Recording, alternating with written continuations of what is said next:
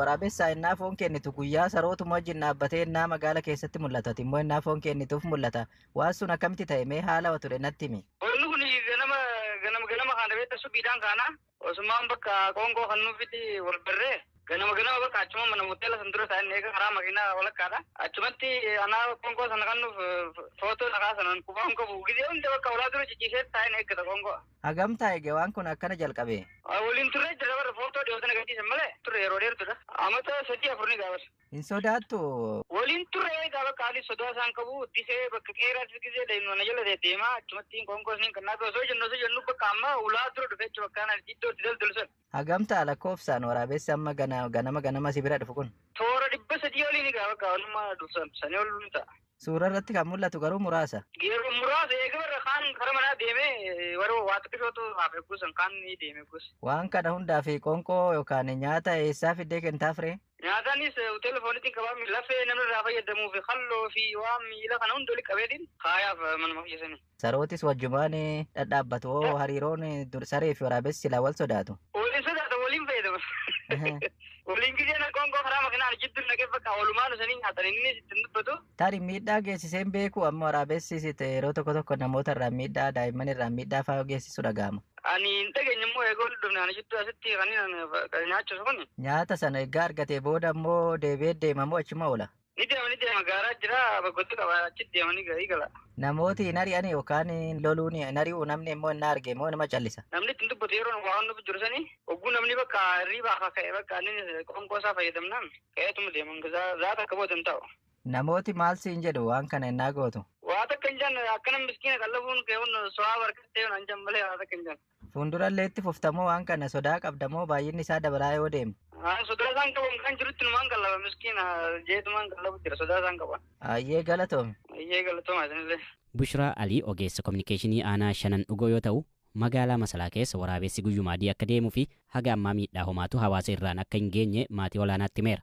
Waraabessi bara maadaa wasitti wanaariyaa miti bar galgala yoo gabbaate isaa takkaa fi lamatti waraabessaa fi saree wajjin dhaabbatee waa nyaatu akkuma qe'ee namaa kana dura ciisa namni tokko ganama suutuma bilisumumaanii akkana laalla magaalaa kana gubbaa daggalaa shiriif jaamu tokkotu gargalee dhaabbata magaalaa kana gubbaa bara maadaa bara hawaasni hundi ni beekaa bara. Saree fi waraabessa akkana wajjin jiraachuun waan ajaa'ibaati. Waajji jiraatan dhaabbatanii gisee waa kan tokko wajji nyaatan irraa illee waliin ari'atan ajaa'iba bootaa bara amma galgala isaa furta kayyoo baate waan harkata wajji nyaatanii qe'ee namaa dura wajji ciisanii bara addaanuu baafachuudhaaf hanga bira dhalootu sirabbisaa. Namooti sodaatanii rakkoo fageessanii baranii jiran ni sodaatan isaan bira dabree re'ee namaan tuqu ulaan banaan jiraatu seenu irra guddaa bakka toora kana mana foonii fa'aa jira asuma jidduu jiraata bakka waraabessa bara ajaa'iba gootaa'u sabuu zamanni akkam ta'e fa'aa jaa namni. Haga ammaa miidhaa geessiseen beeku jechuudha. Akka hin geessisu miidhaan geessisu naman tuqu nama dhiisi re'een tuqu re'ee hin tuqu nama akka sareen nama jala deema. Lakkoofsaan hagam ta'a baay'eedha magaalicha keessa kan socho'u. Guutuudha.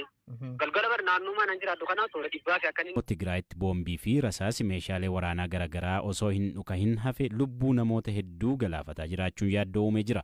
Balaa dhukaatuwwan osoo hin dhohin hafan kanaan erga Tigraayitti waraanni dhaabbate as namoonni 100 ol du'uutu himama. Keessumaa bakkeewwan akka Qollaa Tambeen keessatti balaan kun yaaddoo ta'e akka jiru himu bulchaan aanaa Qollaa Tambeen obbo Taklaayi Tasfaayee.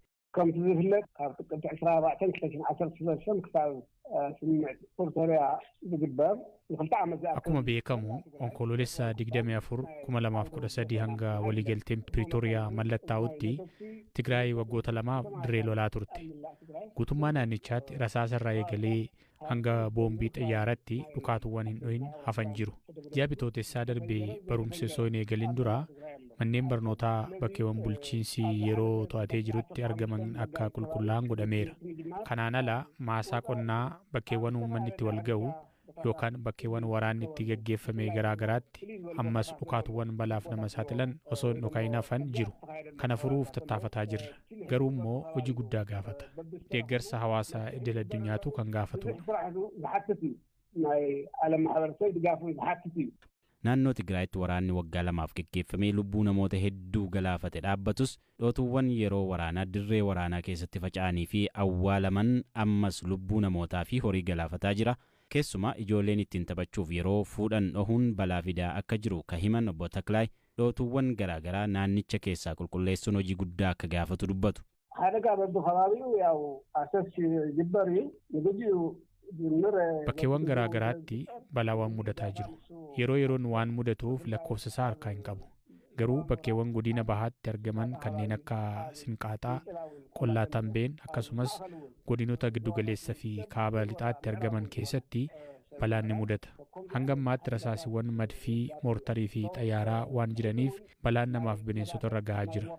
Kana qulqulleessuuf hanga ammaa hanqina ogeessaa osoo hin taane hanqina faayinaansiitu jira. Ala 11 bara 2024 guyyaa dilbataarra oduu gaddisiisan gara Keeniyaatti dhagahame biyyattiitti burjaajii uumee ture. Halkan walakkaa atileetii dargaggeessi biyyattii tasa lubbuun darbuun gadda guddaa uume. Dorgommii fiigicha maraatoonii addunyaa ka dhiirotaan rikardii ka harkaa qabu atileetiin umurii waggaa 24 Kelvin Kiptum balaa konkolaataan lubbuun isaa darbe oduun jedhu miidiyaalee Keeniyaa dhuunfate. Balaa konkolaataa guyyaa sana kutaa lixa Keeniyaatti mudateen konkolaaticha keessa atileeticha waliin ka ture leenjisaan isaa lammii Rwaandaa Jaraves Hakazimaanas lubbuun isaa darbeera. Atileet Kiptum bara darbe fiigicha maraatooniin rikardii atileetii gameessa biyya isaa Eliud Kipchoogeen qabamee ture cabsuu danda'eera. Atileetiin tasa lubbuun isaa darbe kun onkoloolessa darbe keessa ture. Maraatoonii Chicaagoo irratti fageenya kiiloomeetira 42 sa'aatii 2 fi sekoondii 35 xumuruun rikardii atileetii biyya isaan qabamee ture kan cabse. Atileetonni lameen kunneen dorgommii Olompikii Paaris xumura bara kanaa irratti gaggeeffamu irratti biyya isaanii bakka bu'anii hirmaachuuf garee maraatoonii Keeniyaa keessatti maqaan isaanii tarreeffamee ture.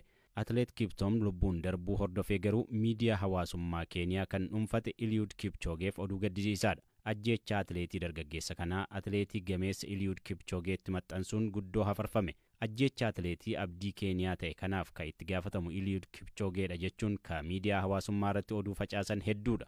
Dorgommii Olompikii irratti yeroo lama warqii ka mo'ate atileetiin umurii waggaa 39 Kipchoogeen ajjeechaa atileet Kelvin Kiptum waliin maqaa isaa kaasuun daba ta'uu ibse. Dhimma kana ilaalchisuun BBCtti ka dubbate Kipchoogeen duulli miidiyaa hawaasummaa irratti maqaa isaa eeruun geggeeffamaa jiru daran isa hubuu himeera. February was my worst day in my life. That I woke up, finished training, and I moaned. But the rest of the time, then I was shocked. Guraandhalli 11 jireenya koo keessatti guyyaa badaadhaa jedhee kan ibsuu danda'udha. Irribaa ka'ee ergan shaakala hojjedhee booda oduun dhaga'een baay'een gadde. Battala sanarraa eegalee rifaatu hamaa keessan ture. Sababni isaa miidiyaalee hawaasummaa hundarratti namoonni Eliud Kipchoogeen ajjeechaa atileetii dargaggeessa kanaa keessatti hirmaateeraa jechuun barreessaa turan. Kun jireenya koo keessatti taatee badaa jedhee kanan fudhachuu danda'udha. Ergaawwan badaa fi rifaasisaa ta'an hedduutu naga'u. Investimentii kee magaalaa keessa jiru ni gubna, mana kee gubna, maatii kee miina jechuudhaan na doorsisu. Hanga ammaatti wanti qabatamaan irratti raawwatame hin jiru garuu haalli jiru kana fakkaata. Atileet Kipchoogeen haalli uumameef adeemaa jiru kun akkaan hirriba isa dhorkuu dubbate. Taateen kun lubbuu keef akka sodaattu si taasiseeraa jechuun gaaffii BBC'n gaafateef akkas jedhe. Shakkii tokko malee eeyyeen namoota hedduutti bilbiluu eegaleera. Nageenyummaa isaanii mirkaneessuun waan irra jiraatuufin kana raawwadha. Ammoo hanga ijoolleen koo mana barumsaa ga'anii deebi'anitti sodaachuu jalqabeera. Ijoolleen koo biskiliitiidhaan mana barumsaa ga'anii akka hin deebine dhorkuun dirqama natti ta'eera. Sababni isaa maaltu akka mudatu gonkumaa beekuu hin dandeenyu. Sodaarraa kan ka'e ofii keenya mana barnootaatti geessinee galgala eegnee fuunee